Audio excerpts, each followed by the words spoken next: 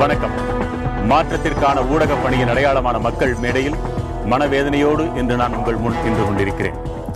இந்த கருப்பு பட்டைக்கான காரணத்தை காலையிலிருந்தே நீங்கள் காட்சிகளாக பார்த்துக் கொண்டிருக்கிறீர்கள். புதிய தலைமுறை அலுவலகம் குண்டு வீச்சை எதிர்கொண்டிருக்கிறது. புதிய தலைமுறை என்பது ஓர் அடையாளம் மட்டும்தான். கருத்து சுதந்திரத்தின் மீதுதான் குண்டு வீசப்பட்டிருக்கிறது. பேசா பொருளை பேச துணிந்த பெண்களின் பேச்சு சுதந்திரத்தின் மீதுதான் குண்டு வீசப்பட்டிருக்கிறது.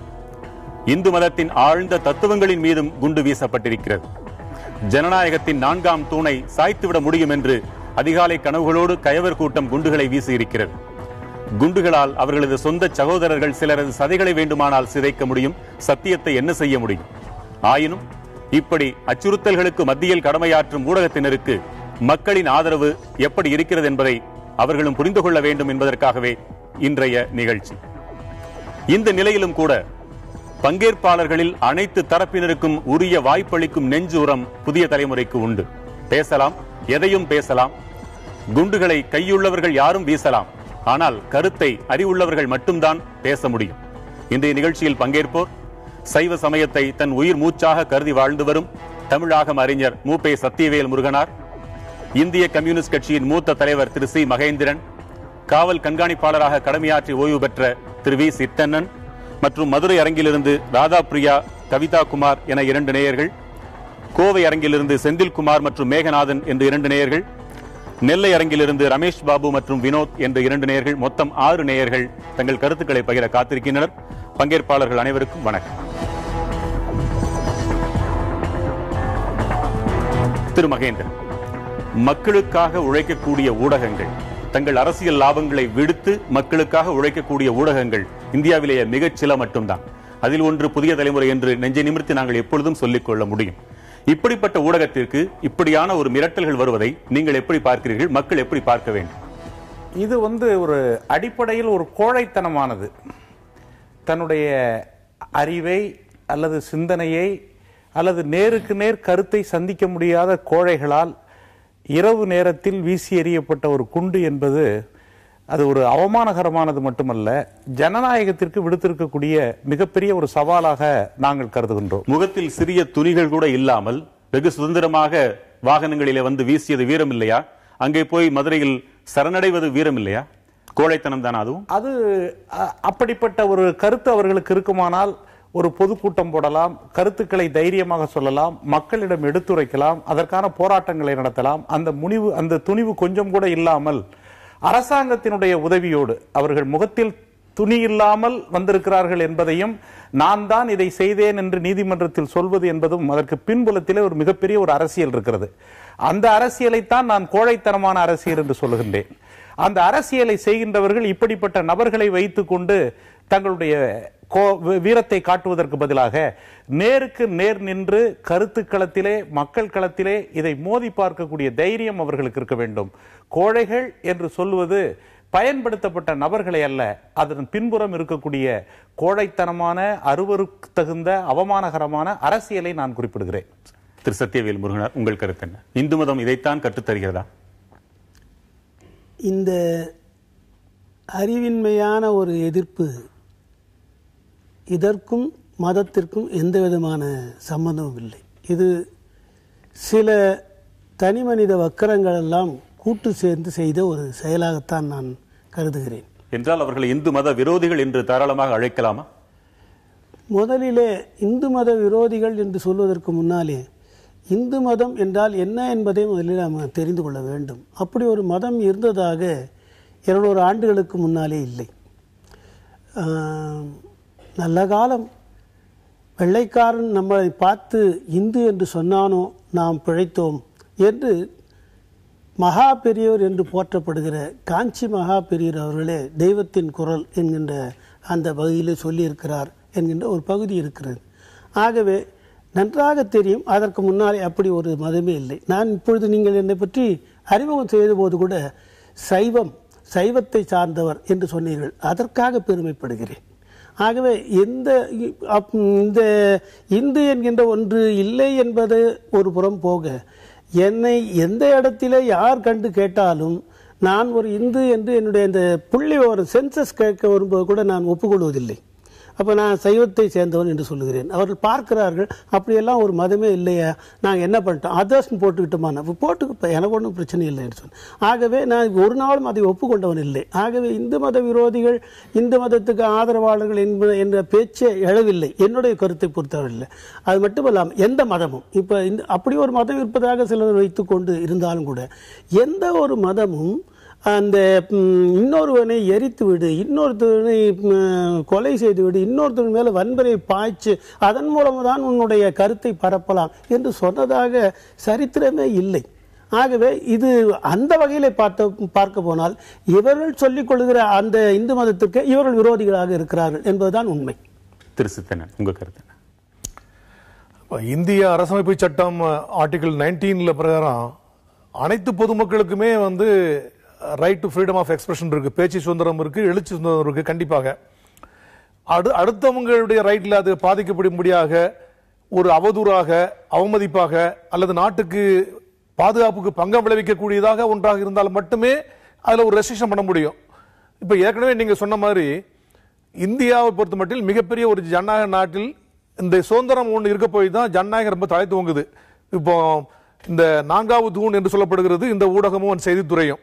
இது தன்னுடைய பணியை செவ்வனே செய்தால்தான் ஜனநாயகம் என்ற ஒரு நல்ல ஒரு பயில் செலுத்தி வளர முடியும். கண்டிப்பாக தப்பு நடக்காது, தப்பு இருந்தால் மற்றவங்களுக்கு தெரியும், ஒரு எல்லாத்துக்கும் ஒரு விழிப்புணர்ச்சி ஏற்படும்.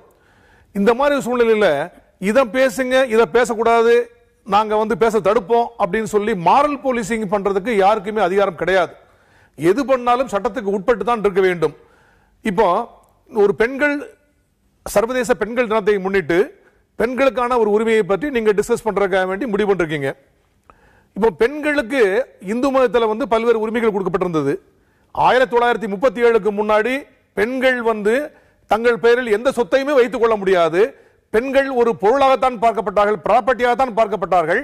பெண்களுக்கு எதிராக ஒரு குற்றம் புரியப்பட்டால் அது அந்த பெண்களுக்கு எதிராக குற்றமாக கருதப்படவில்லை.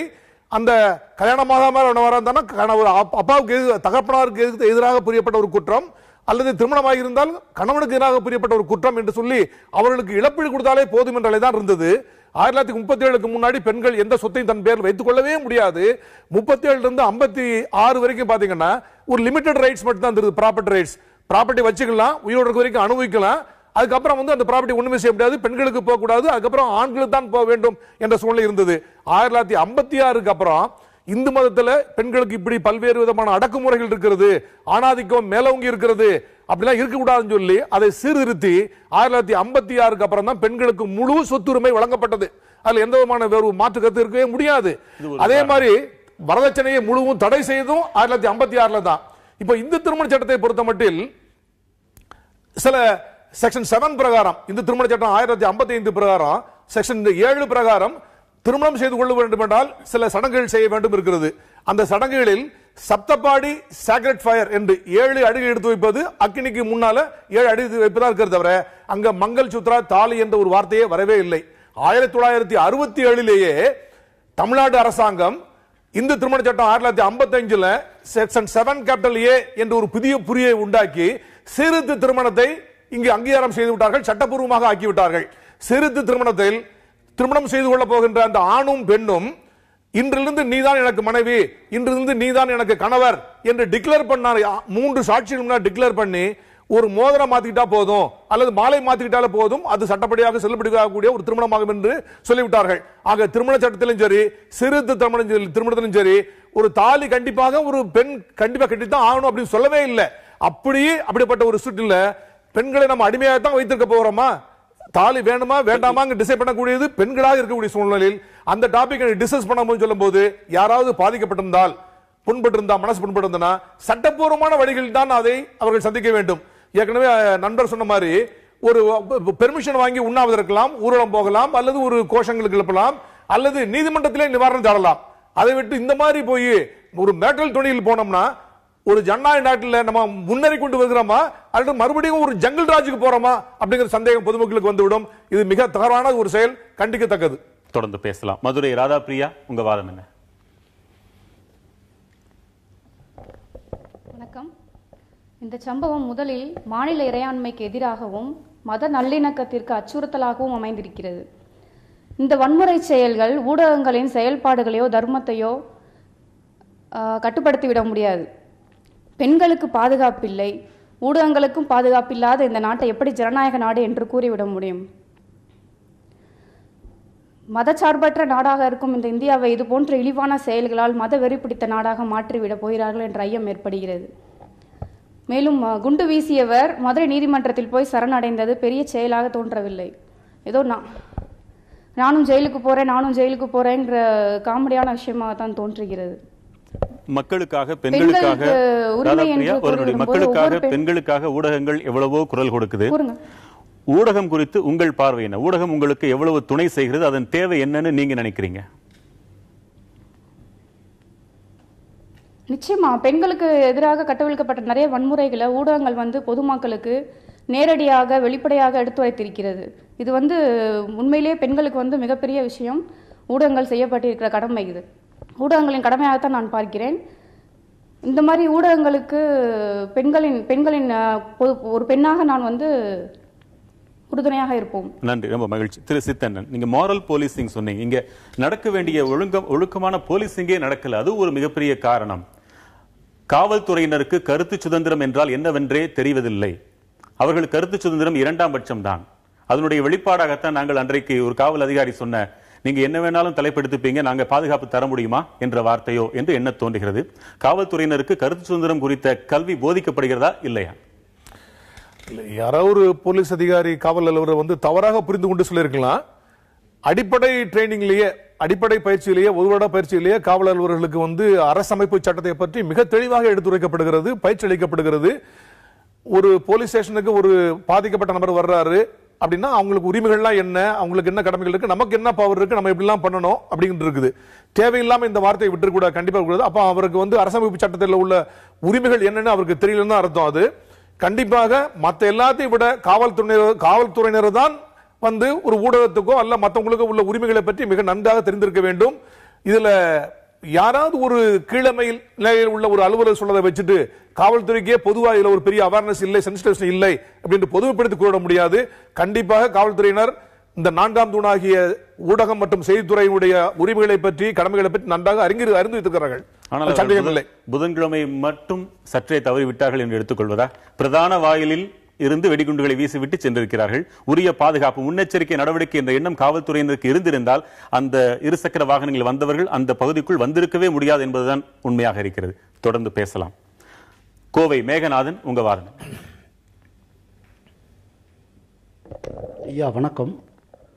காவல்துறை ஓய்வு பெற்ற காவல்துறை அதிகாரி ஐயா அவர்களுக்கு, ஐயா நீங்க சொல்றீங்க காவல்துறை கருத்து சுதந்திரத்தை எப்போதும் பாதுகாக்கும்னு. நான் பணிபோட கேட்கிறேன், இது ஏதோ நேத்தைக்கு முத நாள் இரவு மட்டுமல்ல, 8ஆம் தேதி அன்னைக்கே ஒரு தாக்குதலை நடத்தி இருக்கிறாங்க. அப்போது நீங்கள் உறுதியான நடவடிக்கை எடுத்திருந்தால் இந்த சம்பவம் என்பது நடந்திருக்காது. ஒன்று. இன்னொன்று, இவர்களுக்கு ஜனநாயகத்தின் மீது எந்த நம்பிக்கையும் இல்லாதவர்கள்தான் இந்த மத தீவிரவாத செயல்களில் ஈடுபடுகிறார்கள். அவர்கள் உண்ணாவிரதம் இருக்க வேண்டும் என்றோ ஆர்ப்பாட்டம் நடத்த வேண்டும் என்றோ அவர்களுக்கு தோன்றுவதே இல்லை எப்போதும்.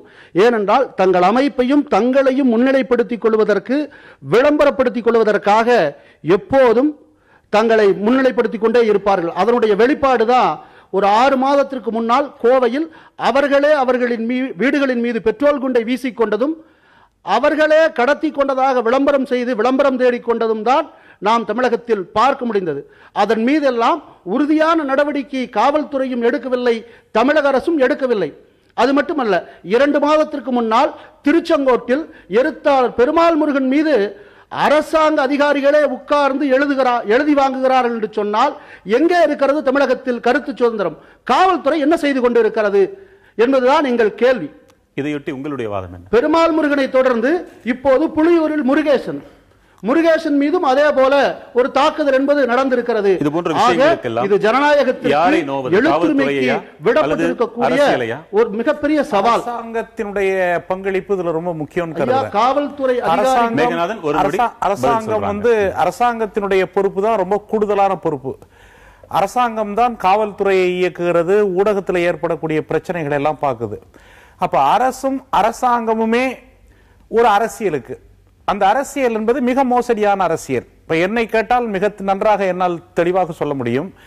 இந்தியாவில் இருக்கக்கூடிய அடிப்படை பிரச்சனைகளை எல்லாம் தகர்த்து விட்டு ஒரு மத வெறியை திட்டமிட்டு உருவாக்கி அந்த மத வெறியில் ஏற்படக்கூடிய பதட்டத்திலே மக்களை வாழ வைப்பதற்கான ஒரு அரசியல் சூழல் உருவாக்கப்படுகிறது.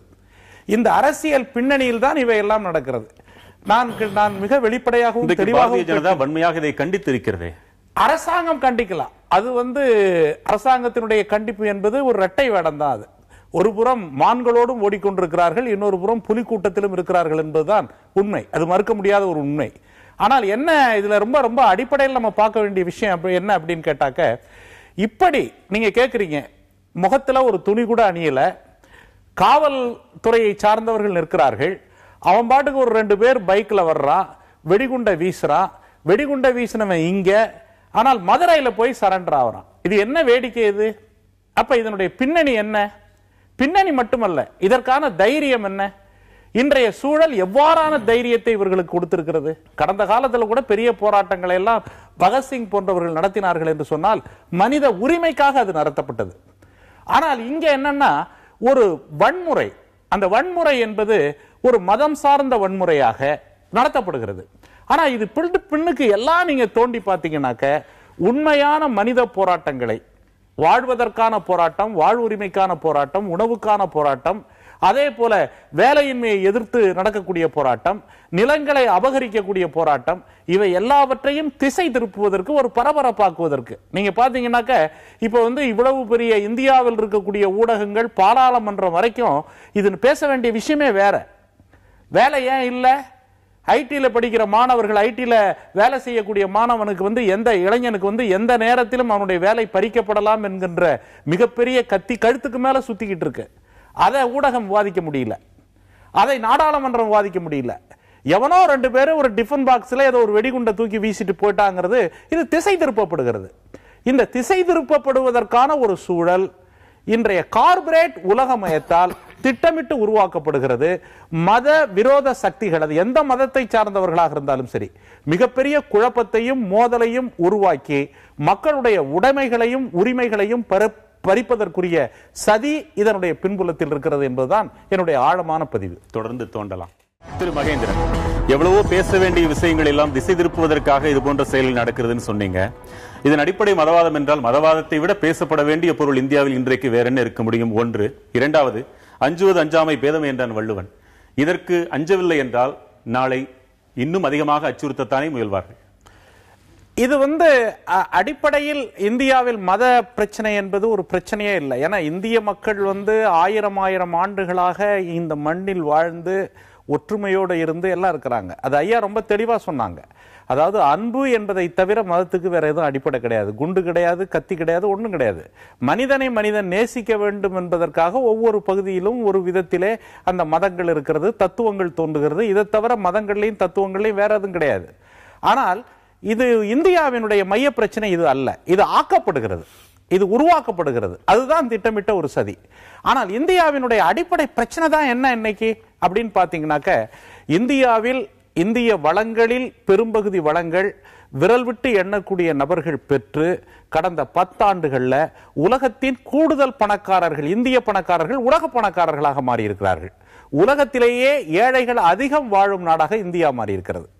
அப்ப ஒரு சமத்துவமும் அந்த சமத்துவத்துக்கு எதிரான ஒரு தன்மையும் இருக்கிறது. அப்ப மக்கள் அதை எதிர்த்து கோபப்பட வேண்டும், மக்கள் அதை எதிர்த்து ஆத்திரப்பட வேண்டும். அதற்கான ஒரு நம்முடைய சமூகத்தை எப்படி புதிதாக கட்டமைக்க வேண்டும் என்கின்ற புதிய சிந்தனைகளும் புதிய தோற்றங்களும் மக்களிடம் மாற்றி விடுகிறதுன்னு சொல்றீங்க. அது எல்லாவற்றையும் இது திசை திருப்பி விடுகிறது. முற்றிலும் ஏற்கிறேன். சில நேரங்களில் பேசுவோர் பேசப்படுபவர்களாக மாறி வரும் அந்த வேதனையும் நாம் அனுபவிக்கத்தான் வேண்டியிருக்கிறது. தொடர்ந்து பேசலாம். கோவையிலிருந்து செந்தில்குமார், உங்கள் கருத்து என்ன? வணக்கம். இன்றைக்கு புதிய தலைமுறை மீது வெடிகுண்டு வீசியதற்காக அந்த சம்பவத்திற்கு இந்து மக்கள் கட்சி அர்ஜுன் சம்பத் சார்பாகவும் வன்மையாக கண்டனங்களை தெரிவித்துக் கொள்கிறோம்.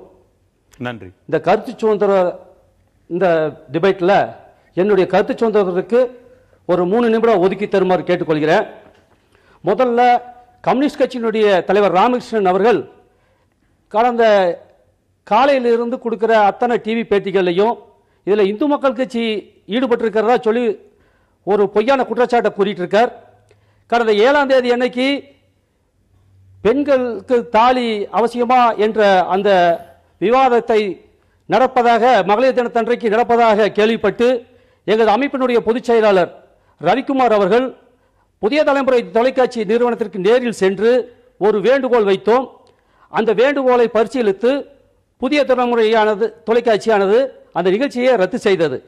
ஆனால் அதற்கு பிறகு நடந்த சம்பவங்கள் எல்லாம் கோடிட்டு அதன் இந்து மக்கள் கட்சி மீது தேவையற்ற பழிகளை கம்யூனிஸ்ட் கட்சியினுடைய தலைவர் ராமகிருஷ்ணன் அவர்கள் தொடர்ந்து கூறி வருகிறார்கள். அதற்கு இந்து மக்கள் கட்சி சார்பாக எனது கண்டனங்களை தெரிவித்துக் கொள்கிறேன். அப்புறம் இன்னொரு விஷயம் என்னன்னா, கருத்து சுதந்திரத்தை பற்றி கடந்த ஒரு வாரமாக மீடியாக்கள்ல பரவலா எல்லா கட்சி தலைவர்களுமே கருத்து சுதந்திரம் தமிழ்நாட்டில் இல்லை அப்படின்னு பேசிட்டு இருக்காங்க. தமிழகத்தில் உள்ள அனைத்து தொலைக்காட்சிகளிலுமே இந்து மதம் தொடர்பான கருத்துக்களை கூற வருகின்ற தலைவர்களுடைய கருத்துக்கள் முழுமையாக பதிவு செய்யப்படுவதில்லை. அதனுடைய அந்த நிகழ்ச்சியை நடத்துறவங்க டக்குன்னு இந்து இயக்கங்களுடைய தலைவர்கள் பேசும்போது குறுக்கிட்டு அந்த பிரச்சனைகளை திசை திருப்புறாங்க. இதை நான் முற்றிலுமாக மறுக்கிறேன். இன்னொரு புறம் இதற்கு எதிரான விமர்சனங்களை தான் நாங்கள் எதிர்கொண்டிருக்கிறோம். இவர்களை வளர்த்து விட்டவர்களை நீங்கள் தான் என்று அத்தனை ஊடகங்களை பார்த்தும் சார் என்னுடைய கருத்து சுதந்திரத்துல ஒரு நிமிஷம் டைம் கொடுங்க.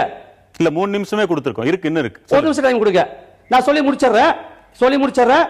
அதே போல இடதுசாரி மற்றும் திராவிட சிந்தனை உள்ள இந்து மதத்துக்கு எதிரான கருத்துக்கள் பேசுபவர்களுக்கு தான் அதிக நேரங்கள் ஒதுக்கப்படுகிறது.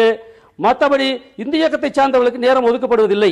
கடந்த போன மகளிர் தினத்தன்று நடைபெற்ற சம்பவமாகட்டும், இன்றைய நடைபெற்ற சம்பவங்களாகட்டும், அனைத்து கட்சி தலைவர்களுமே இந்த சம்பவங்களுக்கு கடுமையான கண்டனங்களை தெரிவித்து கருத்து சுதந்திரம் இல்லை, தமிழகத்திலே கருத்து சுதந்திரம் முழுவதுமாக முடக்கப்படுகிறது என்ற கருத்துக்களை பதிவு செய்து வருகிறார்கள். அதற்குண்டான கண்டனங்களையும் தெரிவித்து வருகிறார்கள். இன்றைக்கு மாநிலங்களவையிலே பேசிய திராவிட முன்னேற்ற கழகத்தை சேர்ந்த கனிமொழி அவர்கள் கூட இந்த விஷயத்தை மத்திய அரசாங்கத்துடைய கவனத்துக்கு கொண்டு போயிருக்கிறார். மத்திய அரசாங்கம் அது தொடர்பான அறிக்கையை கேட்டிருக்கிறது. நாங்கள் கேட்பது எல்லாம் என்னவென்றால், கருத்து சுதந்திரத்திற்கு தமிழகத்திலே எந்த விதமான கட்டுப்பாடுகளும் எந்த விதமான தடைகளும் இல்லை. அதே போல மீடியாக்களுக்கு ஒரு தர்மம் உண்டா இல்லையா?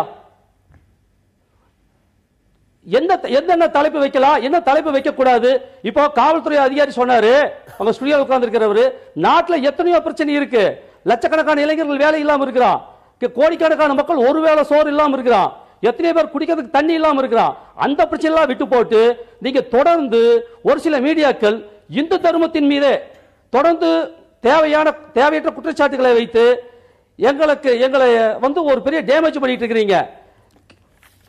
திமுக ஆட்சியில தினகரன் பத்திரிகையாளர்கள் நெருக்கப்பட்டு 4 பேர் உயிரோடு கொல்லப்பட்டார்கள். அப்போது எங்க போச்சு பத்திரிகை சுதந்திரம்? அதே போல மார்க்சிஸ்ட் கம்யூனிஸ்ட் கட்சியினுடைய தலைவர் WR வரதராஜன் அவர்கள் கொல்லப்பட்ட போது பாட்டாளி மக்கள் கட்சியினுடைய செய்தி நிறுவனமான மக்கள் தொலைக்காட்சியில அவர் கொலையா தற்கொலையா என்று சொன்ன போது மார்க்சிஸ்ட் கம்யூனிஸ்ட் கட்சிக்காரங்க அந்த தொலைக்காட்சி நிறுவனத்தை சூறையாட போனாங்க. இன்றைக்கு ஆட்சியிலேயே எத்தனை வழக்குகள் பத்திரிகை நிறுவனங்கள் மீது, தொலைக்காட்சி நிறுவனங்கள் மீது எத்தனை வழக்குகள் போடப்பட்டுள்ளது. அதே போல எங்களது சமுதாயத்தை, குறிப்பாக கொங்கு சமுதாயத்தில், கோவை சுத்தி கொங்கு மண்டலத்தில் உள்ள கவுண்டர் சமுதாயத்தை சேர்ந்த பெண்களை அந்த சமுதாயத்தை சேர்ந்தவர்கள் கேவலப்படுத்துகிறோம் என்ற பெயரிலே நூல்களை எழுதுவது, அது கருத்துரிமை என்ற பெயரிலே அவர்களுக்கு இவங்க முற்போக்கு எழுத்தாளர் சங்கம் என்ற பெயரிலே அவர்களுக்கு ஒரு சிலர் சேர்ந்து அவர்களுக்கு ஆதரவாக போராட்டங்களில் ஈடுபட்டு, ஏன்னா தமிழகத்திலேயே கொங்கு மண்டலம் தான் அமைதியான முறையிலே தொழில் நகரமாக உருவெடுத்து வருகிறது. ஆனால் இந்த கொங்கு மண்டலத்தில் மிகப்பெரிய ஜாதி கலவரத்தை ஏற்படுத்துவதற்காக இடதுசாரி சிந்தனையாளர்களும் திராவிட சிந்தனையாளர்களும் திட்டமிட்டு ஒரு பொய்யான பிரச்சாரங்களை பரப்பி வருகிறார்கள். செந்தில்குமார், மீண்டும் நேரம் இருந்தால் அடுத்த முறை நீங்கள் பேசலாம். சார் கடைசி முடிச்சிடுறேன். ஒரே நிமிஷம் முடிச்சிடுறேன். இப்ப என்னன்னா, புதிய தலைமுறை அலுவலகத்தின் மீது வீசப்பட்டது அது டிஃபன் பாக்ஸ் குண்டா என்பதை காவல்துறை அலுவலர்கள் அது என்ன வகையான குண்டு, அதில் எந்த விதமான மருந்து இருந்தது அப்படிங்கிறத மக்களுக்கு தெரியப்படுத்தணும்னு இதன் மூலம் கேட்டுக்கிறேன். சரி, செந்தில்குமாருக்கு கருத்து சுதந்திரத்தின் மீது உள்ள காதலை நான் அபாரமாக வரவேற்கிறேன். என்றைக்காவது உங்களுக்கு கருத்து சுதந்திரத்தில் உங்களுக்கு பாதிப்பு ஏற்படும் என்றால் அதிலும் கூட கழுத்தை கொடுத்தாவது அதை பாதுகாக்க வேண்டிய கடமை உள்ள ஊடகக்காரர்கள் தான் நாங்களும். நீங்கள் சொன்ன பலவற்றை நான் மறுப்பதை விட இங்கே இருப்பவர்கள் மறுத்தால் சரியாக இருக்கும் என்று கருதுகிறேன். ஊடகங்களில் இந்து சமயத்தை சார்ந்தவர்களோ அல்லது அந்த கட்சிகளை சார்ந்தவர்களோ இயக்கங்களை சார்ந்தவர்களோ வரும்பொழுது அவர்களுக்கு வாய்ப்புகள் மறுக்கப்படுகின்றன என்ற அவருடைய வாதத்தை நீங்கள் ஏற்கிறீர்களா? ரொம்ப கூடுதலான வாய்ப்பு அவங்களுக்கு கொடுக்கப்படுது. இப்ப செந்தில்குமாரே ஒரு அடாவடித்தனமா கம்ப்ளீட்டா நேரத்தை எடுத்துட்டு அவர் பாட்டுக்கு ஃபுல்லா என்ன பேசணுமோ எல்லாத்தையும் பேசிட்டு போயிட்டாரு. 3 நிமிடம் கேட்டாரு, நாம தான் கொடுத்தோம். அது அடாவடின்னு சொல்ல முடியாது. கொடுத்தீங்க, நான் ஒரு 5 நிமிடம் கேட்கிறேன், எனக்கு கொடுப்பீங்களா? கொடுக்க மாட்டீங்க. ஏன் அப்படின்னு கேட்டீங்கன்னாக்கா அது உள்ளுக்கு ஒரு மிரட்டல் இருக்கு. அந்த மிரட்டலுக்கு ஊடகங்கள் என்ன பண்றீங்க, நீங்க கொஞ்சம் வளைஞ்சு கொடுக்குறீங்க, கொஞ்சம் முரட்டுத்தனமா கேட்கிறவங்களுக்கு. நான் ரொம்ப அடிப்படையா கேட்கிறேன், அடிப்படையான கேள்வி கேட்கிறேன். செந்தில்குமாரை பார்த்து கேட்கின்றேன். அவர் சொல்றாரு, இப்ப நாங்க போராட்டம் நடத்தணும், வெடிகுண்டு வீசுது. போராட்டம் நடத்துறதுக்கும் வெடிகுண்டு வீசுறதுக்கும் ஒரு சம்பந்தம் இருக்கிறதுன்னு ஒரு சாதாரண மனிதன் யோசிப்பானா, யோசிக்க மாட்டானா? திடீர்னு அவர் சொல்றாரு இல்லை என்று, ரைட்டு. ஆனால் ஒரு தாலி போடணுமா இல்லையாங்கிற ஒரு விஷயம் இருக்கு பாருங்க. அது இன்னைக்கு நேற்று உருவான விவாதம் அல்ல. தந்தை பெரியார்ல இருந்து நான் தமிழ்நாட்டில் பிறந்த சங்க இலக்கியங்கள் எல்லாத்தையும் ஓரளவுக்கு கற்றுணர்ந்தவன். சங்க இலக்கியங்கள்ல தாலி எல்லாம் ஒன்றும் கிடையாது, பூக்கள் சூடக்கூடிய மரபுதான் இருந்தது. ஐயா அவர்கள் மிக நன்றாக தமிழ் துறை போன ஒரு அறிஞர். அவருக்கு இருக்கக்கூடிய, எனக்கு கடவுள் நம்பிக்கை கிடையாது, ஆனால் கடவுள் நம்பிக்கை கொண்ட அவர் மீது ஒரு அளப்பரிய ஒரு மரியாதை வைத்திருக்கிறவன் நான். காரணம் என்னவென்றால் அந்த கடவுள் நம்பிக்கையின் மீது அவர் வைத்திருக்கிற விசுவாசம் ஒரு காரணம். ஆனால் எந்த கடவுள் நம்பிக்கை என்பதை ஒரு மலிவான அரசியலுக்கு பயன்படுத்துறதுங்கிறது எப்படி சரியா இருக்க முடியும்? அதே கேள்வி ஐயா கிட்ட கேட்கிறேன். எந்த தலைப்பை எடுக்கலாம், எடுக்கக்கூடாது என்று ஊடகத்தினருக்கு கட்டளை போட முடியுமா, அல்லது இந்த தலைப்பு என்பது ஊடக தர்மத்தை அப்பட்டமாக மீறியதாகுமா? நிச்சயமாக கிடையாது. எந்த தலைப்பை எடுக்கலாம், எந்த தலைப்பை எடுக்கக்கூடாது என்பது அவ்வப்போது சமுதாயத்தில் நிலவுகிற அந்த சூழ்நிலைகளை எடுத்து காட்டுவது என்பதுதான் ஊடகத்தினுடைய வேலை பணி. ஆகவே அதை அவர்கள் செய்கிறார்கள். செய்யும் பொழுது ஒருதலை பட்சமாக செய்கிறார்கள் என்கின்ற ஒரு ஆதாரம் இருக்குமானால் தான் நாம் அந்த ஊடகத்தை, குறிப்பிட்ட ஊடகம் இப்படி செயல்பாடுக்கு உள்ளாகி இருக்கிறது அல்லது செய்கிறது என்று நாம் குற்றம் சாட்டலாம். அப்படி இல்லாமல் ஒரு ஊடகம் இருபாலும் இருக்கிற கருத்துக்கு வழிவிடுமானால் அதை இந்த இருபாலும் வருகிற கருத்து தகவலையும் சொல்கிறேன். 30 பேர் இருபுறமும், விருந்தினர்களிலும் 4 இருவராக பிரிந்தாக 32 பேராக சமமாக அத்துணை பேரும் பெண்கள் என்ற அளவிலேயே நடத்தப்பட்ட நிகழ்ச்சி தான் அது. ஆகவே சமமாகவே அவர்களுக்கு வாய்ப்பு கொடுக்கப்பட்டிருக்கு. எதிர்கருத்துக்கும் அந்த சொல்லப்பட்ட கருத்துக்கும் நீண்ட காலமாக சமுதாயத்தில் நிலவு வருகிற ஒரு கருத்துக்கும் சம வாய்ப்பு கொடுக்கப்பட்டிருக்கிறது. ஆகவே அதை ஒட்டிய வாதங்களை எழுப்புகிறவர்கள் எப்படி எழுப்புகிறார்கள், எப்படி சொல்லப்படுகிறது என்பதை பொறுத்து மக்கள் அதை தீர்மானித்துக் கொள்ளலாம் என்கின்ற ஒரு சரியான ஏற்பாடோடு அது செய்யப்படுமானால் நிச்சயமாக அது பாராட்டக்கூடியது. அதில் எந்த விதமான தவறும் இல்லை. ஊடகத்துக்கு நம்ம எந்த விதமான குற்றச்சாட்டும் சொல்ல முடியாது என்பது உண்மை. இப்போ ஐயா அவர்கள் ஒரு வார்த்தை சொன்னார். இப்போ என்னுடைய கருத்தை கூட பார்த்தீங்கன்னா, தாலி என்பது முக்கியமானதாக நம்ம இப்போ மீண்டும் ஒரு பெரிய விவாத பொருளாக ஆக்க வேண்டாம் என்றதுனால் நான் அதை தொடவில்லை. ஆனால் மதிப்புக்குரிய ஐயா மகேந்திரன் அவர்கள் என்னுடைய நண்பர், அவர் எடுத்து சொன்னபோது சங்க இலக்கியங்களிலே அந்த மாதிரி ஒரு வார்த்தை இல்லை என்று சொன்னார். அதே மாதிரி நம்முடைய நண்பர் சித்தண்ணா அவர்கள் சொல்லும்போது சட்டத்தில் தாலி என்கின்ற பேச்சே இல்லை என்று சொல்லுகிறார்கள். இதில் மிக முக்கியமான ஒரு விஷயத்தை நான் சொல்ல கடமைப்பட்டிருக்கிறேன். இது ஒரு கருத்துன்னு எடுத்துக்கொள்ளுங்க, உங்களுக்கு எதிர்கருத்து இருக்குமான எடுத்து சொல்லிக் கொள்ளலாம் என்பதை அந்த சம வாய்ப்பு கொடுக்கிற உங்களுடைய அந்த குணபாவத்துக்குரிய நம்பிக்கையின் பேர் நான் எடுத்து சொல்லுகிறேன். என்னவென்றால் 127வது பாட்டு புறநானூறு. நான் புறநானூறு சொற்பொழிவு செய்து கொண்டிருக்கிறேன். புறநானூற்றில் 127வது பாட்டில் ஈகை அரிய இழையணி மகளிர் என்று, ஈகை அரிய இழை என்று அந்த தாலிக்கு பெயர் என்று அந்த இதில் ஈகை அரிய இழை அணி மகளிரோடு என்று அது வருகிறது. அது ஆய் அண்டிரன் என்ற மன்னனை பற்றி பாடுகிற ஒரு பாடல் அது புறநானூறு, அதிலே வருகிறது. அது மட்டுமல்லாமல் சிலப்பதிகார காலத்திலே வரும்போது சிலப்பிலே சொல்லுகிறார், இது இழையணி அன்றி பிரிதணி மகிழாள் என்று இளங்கோவடிகள் எடுத்து சொல்லுகிறார். ஆகவே இதெல்லாம் இருந்திருக்கிறது. இது இன்னும் சொல்ல போனால் இதுதான் தமிழனுடைய நெறியாக இருந்திருக்கிறது. இப்போ அவர் சொன்னார், நம்ம உண்மை 100க்கு 100 உண்மை. அவர் சொன்னது போல அந்த சட்டத்தில் இல்லை, சப்தபதி தான் இருக்கு, இது சட்டத்தில் இல்லை. அது என்ன காரணம் என்றால் அந்த சப்தபதி இந்த ஹிந்து லா என்பதை உருவாக்கிய பொழுது கல்கத்தாவிலே இருக்கிற அந்த வடநாட்டு ஸ்மார்த்த பிராமணர்களை கலந்தாலோசித்து அந்த ஆரியத்தனமான அந்த வழக்கங்களையே சட்டத்தில் ஏற்றினார்கள். இன்றைக்கு கூட பார்த்தீங்கன்னால் ஆரியத்தில் அவங்களுக்கு தாலி என்பது முக்கியமே அல்ல. இன்னும் சொல்ல போனால் காமகோடி மடம் வெளியிட்டிருக்கிற ஒரு நூலிலே எழுதுகிறார்கள், கல்யாண மந்திரங்கள் என்கின்ற நூலிலே எடுத்து எழுதுகிறார்கள், இந்த தாலி எப்படியோ நம்மிடம் தொற்றிக்கொண்டது, இது நம்முடையதல்ல, இது திராவிடர்களுடையது என்று அதில் எழுதியிருப்பதை நாம் பார்க்கலாம். ஆகவே இந்த தாலி என்கின்ற விஷயத்தை பற்றி சொல்ல போனா அது ஒரு விவாதத்துக்காக வந்திருப்போனா, ஒருவேளை எனக்கு அந்த நீங்கள் எடுத்து கொடுத்த ஒரு இதுல வாய்ப்பு இருந்துக்கோனா அங்க வந்து பேசிக்கலாம். இப்ப அதை நம்ம ஒரு விவாத பொருளாக இப்பொழுது ஆக்க வேண்டாம். அடுத்த கட்டுக்கு வந்துடுவோம். ஊடகத்தில் நீங்கள் சம வாய்ப்பு கொடுத்திருக்கிறீர்கள் என்று சொல்லும்போது அது எந்த விதத்திலும் உங்கள் மீது ஒரு குற்றம் சாட்டுகிற வாய்ப்பே இல்லை என்பதை நான் தெளிவாக துணிவாக ஆராய்ந்து பார்த்தால் சில நாட்களுக்கு முன் ஒரு செய்தி, தஞ்சை பகுதியில் டாஸ்மாகை அகற்ற கோரி பெண்கள் போராட்டம், 500 பெண்கள் நீங்கள் டாஸ்மாகை அகற்றுங்கள் அல்லது எங்கள் தாலிக் கொடிகளை உங்களிடம் ஒப்படைத்து விடுகிறோம் என்று மாவட்ட ஆட்சியரிடம் அவர்கள் புகார் அளித்திருக்கிறார்கள். என்றால் நீங்கள் ஏன் தாலியை வைத்து நீங்கள் போராடுகிறீர்கள் என்று அந்த பெண்களை ஏசப் போகிறார்களா அல்லது டாஸ்மாகை அகற்றுவதற்கு அவர்களோடு போராடப் போகிறார்களா? இந்த இரண்டும் நடக்கவில்லை. அங்கே இதற்காக புறப்பட்டவர்கள் மூலமாக நாம் தொடர்ந்து பேசலாம். ரமேஷ் பாபு, நெல்லையிலிருந்து உங்க கருத்து.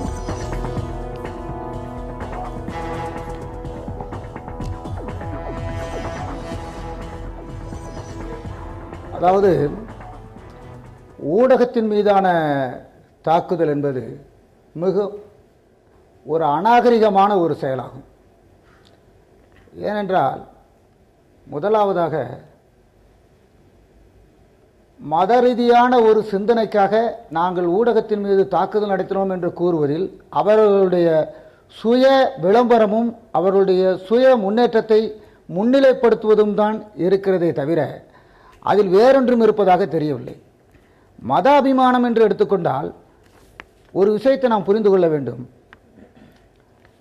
300-400 ஆண்டுகளுக்கு முன்பு இருந்த பாபருடைய தாக்குதலில் இருந்து அதற்கப்புறம் அதற்கு பின் பிரிட்டிஷார்களுடைய ஆதிக்கத்தில் ஏறத்தாழ 100 ஆண்டு காலம் இருந்த பின்பும் கூட இந்த நாட்டினுடைய கலாச்சாரமோ பண்பாடோ இதுவரைக்கும் எவ்வித விதத்திலும் பாதிக்கப்பட்டதில்லை. இந்த சூழ்நிலையில் புதிதாக இவர்கள் மட்டும்தான் கலாச்சார காவலர்கள் என்பது போல புறப்பட்டு இதுபோன்ற அநாகரிகமான செயல்களை செய்வது மிகவும் தவறான ஒன்று. பொதுவாக ஊடகங்களை எடுத்துக்கொண்டால் எல்லா விதமான ஊடகங்களும் பொழுதுபோக்கிற்கான ஒரு விதமான நிகழ்வுகளையே தந்து கொண்டிருக்கும் போது புதிய தலைமுறை ஒன்று மட்டுமே இதுபோன்றான ஆக்கப்பூர்வமான சிந்தனைகளை முன்னிறுத்தி பல நிகழ்ச்சிகளை வழங்கிக் கொண்டிருக்கிறது. இந்த சூழ்நிலையில் இப்படி ஒரு நல்ல தொலைக்காட்சியின் மீது தாக்குதல் நடத்தியிருப்பது மிகவும் கண்டிக்கத்தக்க ஒன்றானது. உங்கள் கருத்து பகிர்வுக்கு நன்றி. புதிய தலைமுறை மட்டுமல்ல, எங்களுடைய சகோதர ஊடகங்களும் நல்ல பல விவாதங்களை முன்னெடுக்கின்றன என்பதை சொல்லாமல் இருக்க முடியாது. நன்றி.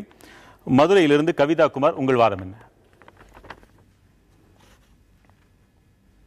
சகிப்புத்தன்மையின் அரசியல் வெளிப்பாடு, அதாவது சகிப்புத்தன்மையின் அரசியல் பண்பாடு குறைவதை தான் நான் இந்த தாக்குதலாக பார்க்குறேன். புதிய தலைமுறையில் ஒளிபரப்பாக இருந்த உறக்க சொல்கிற நிகழ்ச்சியை தற்போது பேசிய செந்தில்குமார், அதாவது இந்து மக்கள் கட்சி தலைவர் கடிதம் கொடுத்தனால தான் நிறுத்தப்பட்டதா சொல்றார். ஒரு நிகழ்ச்சியை தடுக்கக்கூடிய அதிகாரம் இவர்களுக்கு யார் வழங்கியது என்ற கேள்விதான் முதலில் நான் முன்வைக்க விரும்புகிறேன். சகிப்பு தன்மையற்ற போக்கு என்பது இவர்கள் கடைபிடிக்கக்கூடியது இன்டர்நெட் என்றல்ல, அது ஒரு நீண்ட வரலாறு ஒன்று இருக்கிறது. காந்தியிலிருந்து அங்கு துவங்குகிறது. காந்தியை நோக்கி துப்பாக்கியை நீட்டியவர்கள் இன்று கருத்து சுதந்திரத்தின் மீது குண்டுகளை நீட்டுகிறார்கள்.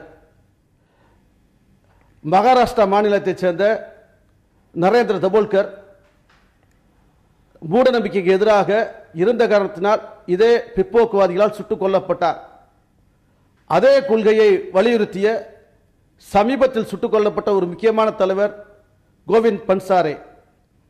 அவர் சிவாஜி பல்கலைக்கழகத்தில் ஒரு உரையாற்றிக் கொண்டிருந்தார். தற்போது தாலி குறித்து விவாதம் நடத்தக்கூடாது என்று சொல்லக்கூடிய இந்து மத அடிப்படைவாதிகள், அதாவது இவர்களின் தாய் கழகமான RSS, சிவாஜி பல்கலைக்கழகத்தில் அந்த விழா நடந்த மேடைக்குள் உள்ளே நுழைந்து கோவிந்த் பன்சாரா பேசுவதை தடுத்து நிறுத்தியது. அவர் கேட்ட கேள்வி, என்னுடைய கருத்தை பதிவு செய்வது போல உங்களுடைய கருத்தை பதிவு செய்யுங்கள் என சொன்னார். காந்தியை சுட்டுக் கொன்ற கோட்சேவுக்கு சிலை வைக்கக்கூடாது என பேசியது கோவிந்த் பன்சாராவின் கருத்து. அதே மேடையில் ஏறி RSS அமைப்பை சேர்ந்த ஒருவர் கோவிந்த் பன்சாராவை மிக கடுமையான வார்த்தைகளால் விமர்சிக்கிறார். சில நாட்களிலேயே கோவிந்த் பன்சாரை சுட்டு படுகொலை செய்யப்பட்டார். இந்த காட்சி என்பது இந்தியாவில் தற்போது நடந்ததுதான். என்னை போன்ற பத்திரிகையாளர்கள், குறிப்பாக தமிழகத்தில் இப்படியான பிற்போக்குவாதிகள் எதிர்த்து எழுத வேண்டிய அவசியம் என்பது இருக்கிறது. செந்தில்குமார் சொன்ன திருச்செங்கோட்டை சேர்ந்த எழுத்தாளர் பெருமாள் முருகன் சொந்த நாட்டிலே அகதியாக்கப்பட்டிருக்கிறார். புதுக்கோட்டை சேர்ந்த துரை குணா வீடு எரிக்கப்பட்டிருக்கிறது. இன்று சமூகத்தில் சரிபாதி பெண்களுக்கு இணையாக இருக்கக்கூடிய திருநங்கைகள், இவர்கள் குறித்து கதை எழுதிய புலியூர் முருகேசன் கடத்தப்பட்டு கொலைவெறி தாக்குதலுக்கு உள்ளாயிருக்கிறார். திருநங்கை குறித்து எழுதக்கூடாது என சொல்வதற்கு இந்த ஜாதிய மதவாத அமைப்புகளுக்கு என்ன அருகதை இருக்கிறது என்ற கேள்வியை நான் முன்வைக்க விரும்புகிறேன். கடந்த 1994 இருந்து 2014 ஆண்டு வரை செந்தில்குமார் கை உயர்த்தி உங்க மாற்று கருத்துக்கு நேரம் கொடுக்கிறேன். சொல்லுங்க, சில நொடிகள்ல விரைவா சொல்லுங்க. குறிப்பாக ஐயா வணக்கம். தொடர்ந்து எல்லா மீடியாக்களுமே இந்து மதம் தொடர்பான அவங்களுடைய நம்பிக்கைகள் தொடர்பாக தலைப்புகளை வச்ச விவாதங்கள் நடத்திட்டு இருக்கிறீங்களே, ஏன் முன்ன ஒரு தொலைக்காட்சி மாற்று மதத்தை சமூகத்தை சேர்ந்த பிற மதத்தவர்களுடைய அவருடைய கலாச்சாரம் தொடர்பான ஏதாவது ஒரு விவாதத்தை வச்சு நீங்க ஏற்கனவே தமிழ்நாட்டில் நம்ம நிறைய பார்த்தோம். விஸ்வரூபம் படம் தமிழ்நாட்டில் ஓடவே முடியல. டாவிட் ஸ்காட் படம் வரும்போது ஓட முடியல. அதெல்லாம் கருத்து இல்லையா? ஒரு சினிமா கருத்து இல்லையா? அதே போல எத்தனையோ சம்பவங்களை உதாரணமா சொல்ல முடியும். அமெரிக்க தமிழகத்தில் எத்தனையோ பத்திரிகைகள் தாக்கப்பட்டிருக்கின்றன. சிறுபான்மை மக்களுடைய கடவுள்களை கேலி சித்திரங்களாக போட்ட போது இப்படி பார்க்க கூடாது. அதாவது இது ஒரு மக்கள் பிரச்சனை. எந்த கட்சிக்காரரும் கண்டனம் தெரிவிக்கல. அப்பெல்லாம் கருத்து மறுக்கவில்லை. ஏற்கனவே இன்னும் பல விஷயங்களை சொல்லக்கூடும், சொல்ல முடியும். இன்றைக்கு நாம் சொல்லணுமா என்று யோசிக்கிறேன். நான் இஸ்லாமிய சமூகத்தை பற்றி ஏற்கனவே பல பொருட்களை விவாதங்கள் நடத்தி இருக்கிறோம். அதற்கும் எதிர்ப்புகள் வந்தன. எத்தனையோ தொலைக்காட்சிகள் நடத்தியது. எதிர்ப்புகள் வந்து கொண்டுதான் இருக்கின்றன. இவர்கள் அவர்களை சொல்வதும் அவர்கள் இவர்களை சொல்வதும் ஆக மொத்தம் ஊடகம் சரியான திசையில் தான் சென்று கொண்டிருக்கிறது. தவறு செய்பவர்கள் இவர்கள் தான் என்பதை அவர்களே சொல்கிறார்கள். உங்கள் கருத்து? அதாவது அடிப்படையில ஒரு படைப்பு சுதந்திரத்தை, ஒரு மனிதனுடைய அடிப்படையான சுதந்திரத்தை, படைப்பு சுதந்திரம், அது மதத்தின் பெயரால் வந்தாலும் சரி, எந்த பெயரால் வந்தாலும் சரி, அதை ஏற்றுக்கொள்ளவே முடியாது. நம்முடைய காவல்துறை அதிகாரி, முன்னாள் காவல்துறை அதிகாரி இங்கு குறிப்பிட்டதை போல இங்க சட்டத்தின் ஆட்சி தான் நடக்குதே ஒழிய மதத்தின் ஆட்சி நடக்கல. இந்து மதத்தின் ஆட்சியோ அல்லது கிறிஸ்துவ மதத்தினுடைய ஆட்சியோ அல்லது இஸ்லாமிய மதத்தினுடைய ஆட்சியோ இந்தியாவில் நடைபெறவில்லை. இந்தியாவில் நடைபெறுவது சட்டத்தின் ஆட்சி. அந்த சட்டத்தின் ஆட்சி அரசியலமைப்பு சட்டத்தினுடைய 19வது பிரிவின் அடிப்படையில் என்ன உரிமை தரப்பட்டிருக்கிறதோ அந்த உரிமைக்குட்பட்டு அவர்கள் செயல்பட வேண்டும். குறிப்பிடுறேன். எனக்கு ஒரே ஒரு சந்தேகம் தான். காந்தியை சொன்னார், நான் இங்க தமிழ்நாட்டு ஒரு அந்த ஒற்றை கிழவன் வீதி வீதியாக மேடை போட்டு என்னவெல்லாம் சொல்ல முடியாதோ அதையெல்லாம் சொன்னானே, அதையெல்லாம் அந்த சமூகம் கேட்டுக்கொண்டுதானே இருந்தது. எதிர்க்கருத்தையும் வலுவாகத்தானே வைத்தது. வெட்டி கொள்வோம் என்றார்கள். நான் தயாராக இருக்கிறேன். அந்த கிழவன் மேடையிலே தனியாகத்தானே உட்கார்ந்தான். அப்படி இருந்த தமிழகத்தில் இன்று இப்படியான நிலை வருவதற்கு என்ன காரணம்? மக்களிடம் அந்த உணர்ச்சி குறைந்து விட்டதா? எத்தனையோ புரட்சிகரமான இயக்கங்கள் இன்றுதான் அதிகமாக இருப்பதாக சொல்லப்படுகிறதே, அந்த புரட்சி என்ற பெயரெல்லாம் வெறும் வெற்று பேச்சுதானா? அரசியல் அடித்தள அரசியல் அல்லது கொள்கை பூர்வமான அரசியல் என்பது கொஞ்சம் கொஞ்சமாக நீர்த்து கொண்டே வருகிறது. அதுதான் தமிழ்நாட்டில் இருக்கக்கூடிய மிக மோசமான ஒரு நிலைமை. இந்தியாவிலேயே தமிழ்நாடு அடிப்படையில் முற்றிலும் வேறுபட்ட ஒரு நாடு. இங்கேதான் அயோத்திதாசர் பண்டிதர் அவருடைய எழுத்துக்களை எல்லாம் நீங்கள் எடுத்து படித்தீர்கள் என்று சொன்னால், சமகாலத்தில் இந்தியாவில் ஒரு தலித் தலைவர் இவ்வளவு வலிமையோடு ஒரு கருத்தை எழுதியது கிடையாது. அதற்கு பிறகு சிங்காரவேலர், தந்தை பெரியார், இப்படி நீங்கள் பார்க்கிற போது ரெட்டமலை சீனிவாசன், இப்படி நீங்கள் பார்க்கிற போது சமூக மாற்றத்திற்கான பல கருதுகோள்கள் இந்த மண்ணிலே விளைவிக்கப்பட்டு அவையெல்லாம் ஒரு கொள்கையாக இருந்தது. இன்னைக்கு ஒரு மலிவான அரசியலிலே, ஒரு கீழ்த்தரமான அரசியலிலே, அரசியல் என்பது அதிகாரத்தில் ஆட்சியில் இருக்கக்கூடிய பணத்தை பங்கு போட்டுக் கொள்வதுதான் என்கின்ற குறுகிய வட்டத்துக்குள் சென்று லட்சியத்தை கைவிட்டதுதான் இது எல்லாவற்றுக்கும் அடிப்படை காரணம். நான் சிறுவனாக இருக்கிற போது கொள்கை அடிப்படையில், கொள்கைக்காக எந்த கொள்கையாக திராவிட கழகமாக இருக்கலாம், கம்யூனிஸ்டாக இருக்கலாம், காங்கிரஸாக இருக்கலாம், கொள்கைக்காக வாழ்ந்தவர்களை பார்க்க முடிந்தது. இப்பொழுது கொள்கைக்காக வாழ்ந்தவர்களை பார்க்க முடியவில்லை. எம்எல்ஏக்களுக்காக வாழுகிறவர்களை, எம்பிக்களுக்காக வாழுகிறவர்களை, லாபத்திற்காக வாழுகிறவர்களை மட்டும்தான் பார்க்க முடிகின்றது. இந்த சீரழிவை எதிர்த்து ஒரு விழிப்புணர்வும் ஒரு பெரிய போராட்டமும் வருகிற போதுதான் இவ்வாறான தவறுகளை மக்களே தடுத்து நிறுத்துவார். தொடர்ந்து பேசலாம். வினோத்குமார், உங்க கருத்து என்ன? அதாவது சார், இப்போ 2013 வருஷம் ஜனவரி 31 ஒரு ஆய்வு சார், அதாவது பத்திரிகை சுதந்திரம் எந்த அளவில் இருக்குன்னு சொல்லி ஒரு 179 நாடுல பட்டியல் பண்ணியிருக்காங்க. அதில் 140வது இடத்துல நம்மளுடைய இந்தியா இருந்திருக்கு. அதே 2012க்கு முன்னாடி பார்த்தீங்கன்னா கிட்டத்தட்ட 131வது இடத்துல இருந்து 9 இடம் ஒரு வருஷத்துல பின்னால் வந்திருக்கும். இந்த பத்திரிகை சுதந்திரம் பற்றி பார்த்தீங்கன்னா, இந்த பத்திரிகை சுதந்திரத்தில் உலக அளவில் பின்லாந்து, நெதர்லாந்து, நார்வே இவங்க மொதல் 3 இடத்துல இருக்காங்க. இந்த பத்திரிகை சுதந்திரத்தில் நாம 179 நாடுல 140வது இடத்துக்கு 2013 போயிருக்கோம். இவங்க இப்போ அரசியல்வாதிகள் போலீஸ்காரங்க மேலையும் அல்லது இவங்க ஒரு மதத்து மேலையும் மாற்றி மாற்றி குறை சொல்றதை விட்டுட்டு இவங்க அப்பவே இதுக்கு என்ன பண்ணணுங்கிறத செஞ்சு இதை சரி பண்ணியிருந்தாங்கன்னா இந்த பிரச்சனை வந்திருக்கவே செய்யாது, இவ்வளோ ஒரு பிரச்சனை வந்திருக்காது. இப்போ சொல்றாங்க 4 நாளைக்கு முன்னால் ஒரு தாக்குதல் நடந்தது, அதுக்கு இப்போ காவல்துறை சரி பண்ணியிருக்கலாம் இப்படின்னு மாற்றி மாற்றி ஒருத்தர் குறை சொல்லிட்டு இருக்காங்க, இங்கே பதில் சொல்லிட்டு இருக்காங்க, நம்மளும் கேட்டுக்கிட்டு இருக்கோம் வைங்களேன் சார். இப்போ ஐநா சபை மூலமா மே 3 பத்திரிகை சுதந்திர தினம்னு ஒன்று கொண்டாடுறோம்.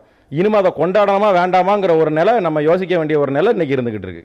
இதை இவங்க முதல்ல சரி பண்ணியிருக்கலாம். அந்த 2013 இவங்க சரி பண்ணியிருக்கலாம். கிட்டத்தட்ட 2002க்கு அப்புறம் இந்தியாவில் பத்திரிகை சுதந்திரங்கிறது ரொம்ப மோசமான நிலைமையில போய்கிட்டு இருக்கு.